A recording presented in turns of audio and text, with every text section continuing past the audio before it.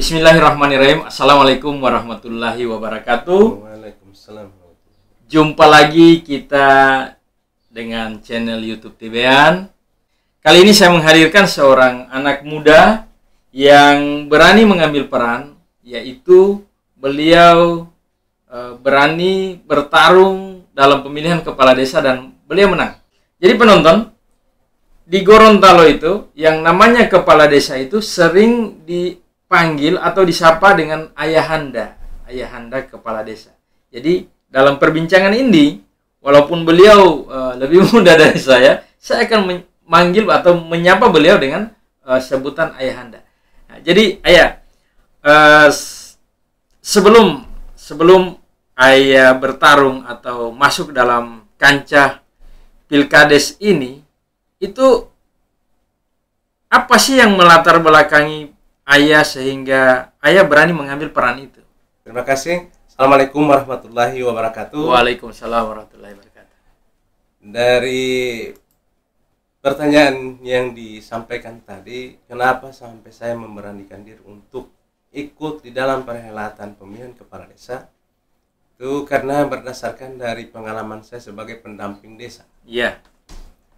Dari tahun 2013 saya sebagai pendamping desa sampai dengan tahun ini. Iya, iya. Sebelum mencalonkan diri sebagai kepala desa, maka berdasarkan pengalaman ini saya berani untuk mencalonkan diri. Pertama, saya banyak melihat bahwa desa yang disebut atau sudah menjadi tujuan daripada pemerintahan nasional bahwa desa adalah satu kesatuan masyarakat hukum yang memiliki kewenangan untuk mengatur dirinya sendiri. Nah, berdasarkan dari itu, maka saya melihat bahwa desa, khususnya masyarakat yang ada di dalam desa ini, sudah pasti dan sudah bisa dikatakan masyarakatnya akan sejahtera. Berdasarkan yang pertama adalah dengan adanya anggaran dari APBN.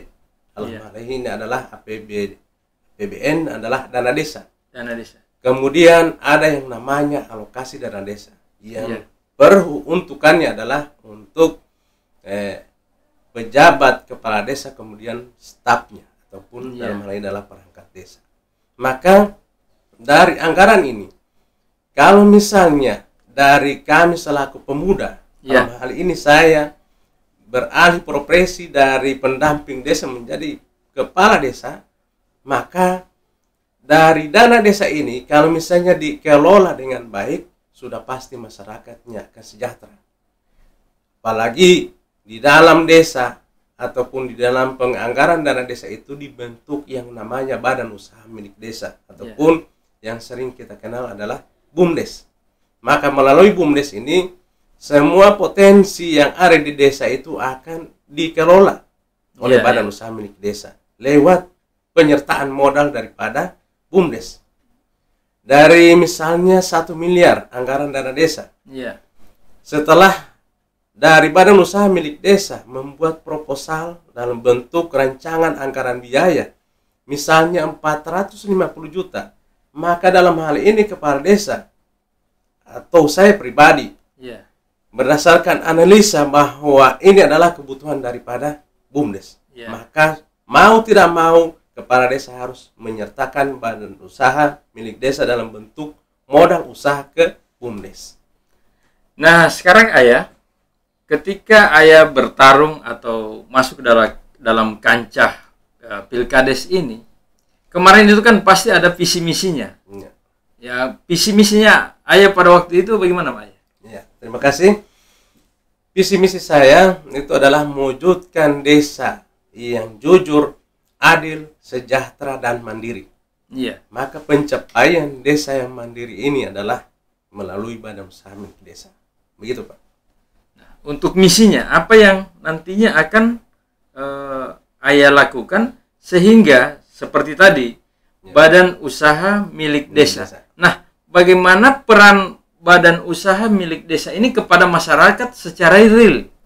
Ya, terima kasih.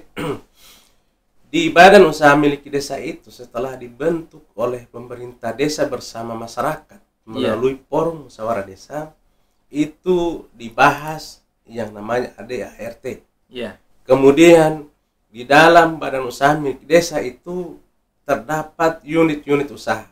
Iya, iya. Maka unit-unit usaha ini yang menjadi penopang kegiatan-kegiatan usaha produktif yang ada di masyarakat.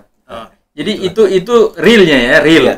Ketika badan usaha milik desa ini dia akan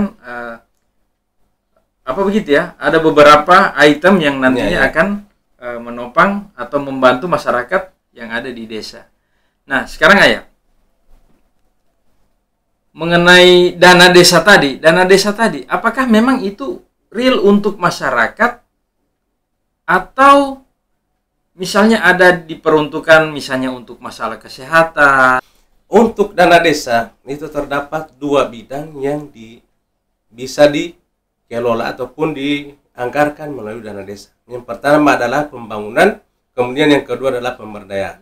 Di dalam pembangunan itu ada kegiatan-kegiatan dalam bentuk fisik. Iya. Contohnya adalah jalan tani. Iya. Kemudian ada saluran drainase. Iya. Dan lain sebagainya. Kemudian ada mahyani rumah sehat. Kemudian di bidang yang kedua adalah pemberdayaan. Pemberdayaan adalah untuk ke badan usaha milik desa tadi.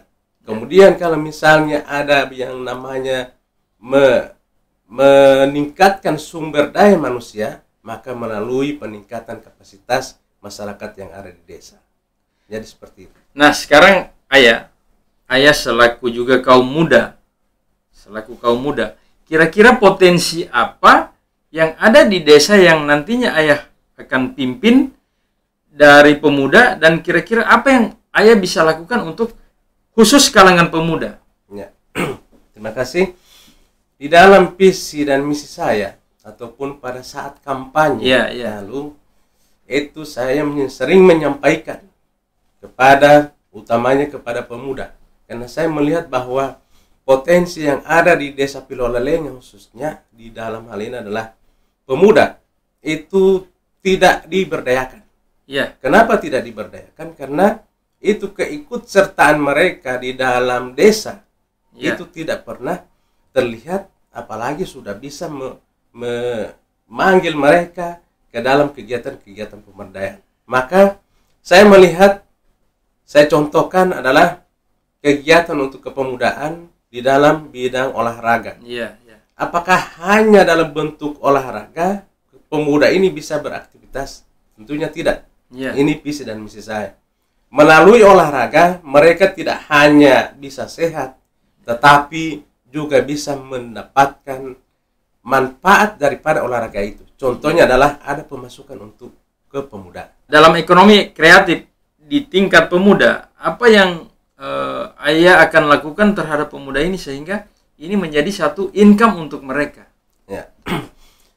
Terima kasih. Di kegiatan untuk kepemudaan, saya lebih banyak menggambarkan ataupun rencana saya itu yang akan saya masukkan di RPJM desa. Contohnya adalah kegiatan untuk pertanian. Di mana saya akan membuat pelatihan untuk kepemudaan, kemudian dengan pengadaan alat dan bahan untuk kepemudaan adalah untuk pemanfaatan pekarangan rumah. Kemudian pemanfaatan pertanian dengan menggunakan sistem hidroponik. Tanpa ini sudah masuk ke dalam teknologi ya. Ya. Tetapi dia tanpa kimia. Karena saya lebih suka bahwa masyarakat itu mengkonsumsi bahan-bahan yang tanpa kimia. Sehingga ke depan untuk mewujudkan masyarakat yang mandiri melalui masyarakat yang sehat dulu. Oke. Sekarang tadi Ayah sempat menyebutkan kata jujur dalam kepemimpinan nanti.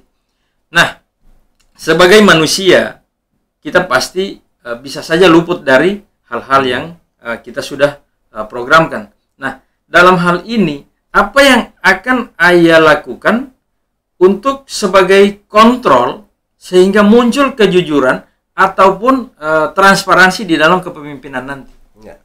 Terima kasih. Dari pengalaman saya sebagai pendamping desa dulu, itu kami ada istilahnya rekonsiliasi rekening.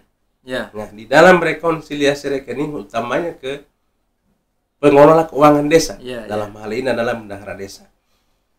Tetapi itu hanya contoh kecil saja untuk bagaimana mewujudkan desa yang jujur. Kemudian melalui transparansi keuangan desa, melalui pembuatan baliho-baliho tentang anggaran dana desa, kemudian ada alokasi dana desa. Maka melalui baliho seperti ini, masyarakat akan tahu, oh, berarti penganggaran ataupun anggaran yang ada di desa Pilolalenga sekian, peruntukannya juga sekian. Jadi diketahui oleh masyarakat. Kira-kira apa yang ingin Ayah sampaikan kepada masyarakat di desa Pilolalenga, baik itu yang mendukung Ayahanda kemarin dalam Pilkades maupun yang memilih yang lain. Nah, apa yang kira-kira ingin Ayah sampaikan kepada masyarakat Pilolalenga? Ya, terima kasih. Assalamualaikum warahmatullahi wabarakatuh. Untuk masyarakat desa Pilolalenga, alhamdulillah hari ini dari semua tahapan pelaksanaan Pilkades Kabupaten Gorontalo sudah masuk di tahapan yang paling terakhir, yakni pelantikan kepala desa dan pengesahan kepala desa yang terpilih.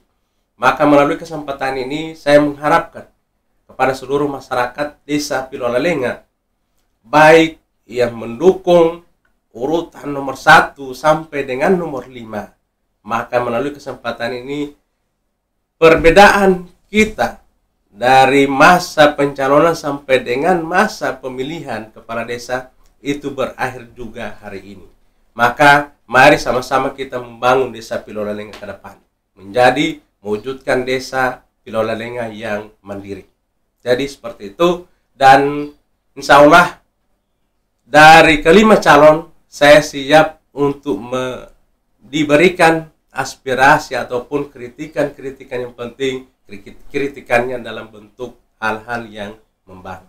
Terima kasih. Assalamualaikum warahmatullahi wabarakatuh.